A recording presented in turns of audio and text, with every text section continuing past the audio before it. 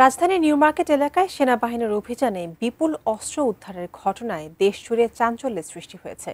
এই ঘটনায় তাৎক্ষণিক ৯ জনকে আটকের তথ্য পাওয়া গেছে। সেনাবাহিনী বলছে, উদ্ধারকৃত এসব অস্ত্র অভিনব কায়দায় সন্ত্রাসী কার্যক্রমে ব্যবহারের জন্য ভাড়া ও ফ্রি হোম ডেলিভারি দেওয়া হতো। বিস্তারিত শাহাদাত রিফাতের রিপোর্টে। থরে থরে সাজানো এসব অস্ত্র দেখে মনে হতে পারে কোনো অস্ত্র কারখানার ভেতরের ছবি। ১,১০০টিরও বেশি ধারালো দেশি বিদেশি অস্ত্র রয়েছে এখানে। বিপুল এই অস্ত্র উদ্ধার করেছে সেনাবাহিনী। ৯ আগস্ট দিনভর সেনাবাহিনীর বিশেষ টিম অভিযান পরিচালনা করে রাজধানীর নিউ মার্কেট এলাকা থেকে এসব অস্ত্র উদ্ধার করে। এদিন ৩টি দোকান থেকে অবৈধ অস্ত্র বিক্রির সঙ্গে জড়িত ৯ জনকে আটকও করা হয়। উদ্ধার হওয়া অস্ত্রের মধ্যে রয়েছে সামুরাই চাপাতি সহ বিভিন্ন ধরনের ধারালো ছুরি, যা রাজধানীর আশপাশের বিভিন্ন এলাকায় সন্ত্রাসী কার্যক্রমে ব্যবহার হতো বলে ধারণা করছে সেনাবাহিনী। দিনভর অভিযান শেষে এই ঘটনায় রাতে সোহরাওয়ার্দী মেডিকেল কলেজ আর্মি ক্যাম্পে সংবাদ সম্মেলন করে সেনাবাহিনী। সেখানে তারা উদ্ধারকৃত অস্ত্র সম্পর্কে চাঞ্চল্যকর তথ্য দিয়েছেন। বিশ্বমানের থার্মিক্স রড, সালাম স্টিল থার্মিক্স, দেশের একমাত্র থার্মিক্স রড। সেনাবাহিনীর ৪৬ স্বতন্ত্র পদাতিক ব্রিগেডের অধিনায়ক লেফটেন্যান্ট কর্নেল নাজিম আহমেদ জানান, সম্প্রতি ঢাকায় কিশোর গ্যাং ও ছিনতাইকারীদের দৌরাত্ম্য বেড়েছে। গ্রেফতার অপরাধীদের কাছ থেকে উদ্ধার হওয়া সামুরাই ছুরি গণমাধ্যম ও সোশ্যাল মিডিয়ায় আলোচনায় আসে। পরে গোয়েন্দা তথ্য এবং গ্রেফতার হওয়া কয়েকজন সন্ত্রাসীকে জিজ্ঞাসাবাদে এসব অস্ত্রের সন্ধান পান তারা। প্রচুর আসামি গ্রেপ্তার করেছি এবং তাদের কাছ থেকে প্রাপ্ত দেশীয় অস্ত্র বা আগ্নেয়াস্ত্র জমা দিচ্ছি।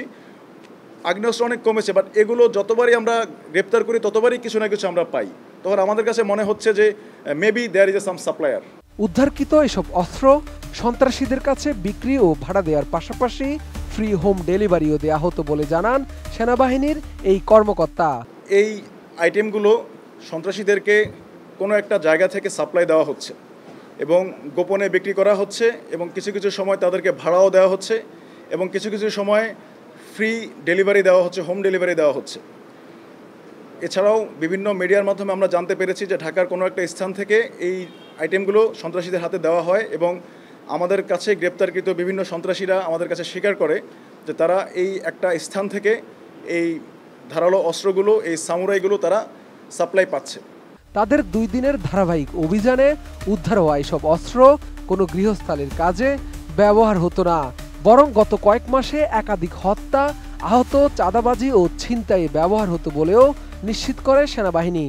এখানে উল্লেখ্য যে এই যে আইটেমগুলো আছে এগুলো কিন্তু মানে কাইন্ড অফ গোপনে বিক্রি করা হচ্ছে, সাপ্লাই দেওয়া হচ্ছে। তারা ডিসপ্লেতে রাখেনি জিনিসগুলো, উপরে বিভিন্ন কিচেন আইটেম রেখে ভিতর থেকে গোডাউন থেকে এগুলো তারপরে সাপ্লাই দেওয়া হয়। এই কাজে জড়িত হিসাবে 9 জনকে গ্রেপ্তার করতে পারি।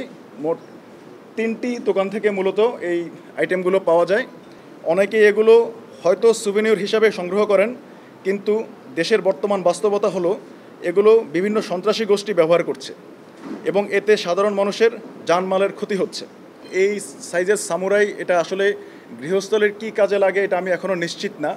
তো আমরা গত কয়েক মাস ধরে লক্ষ্য করতে পেরেছি বিভিন্ন সন্ত্রাসীরা এই ধরনের দেশীয় অস্ত্রটাই বেশি ব্যবহার করে থাকে।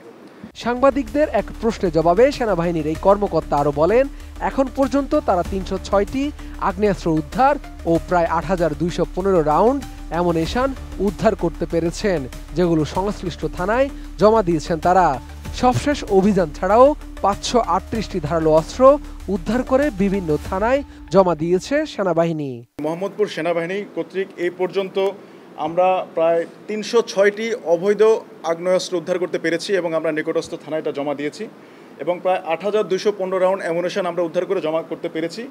এবং আজকের এই অভিযান ছাড়া আমরা ৫৪৮টি বিভিন্ন ধারালো অস্ত্র উদ্ধার করে আমরা বিভিন্ন থানায় জমা দিয়েছি।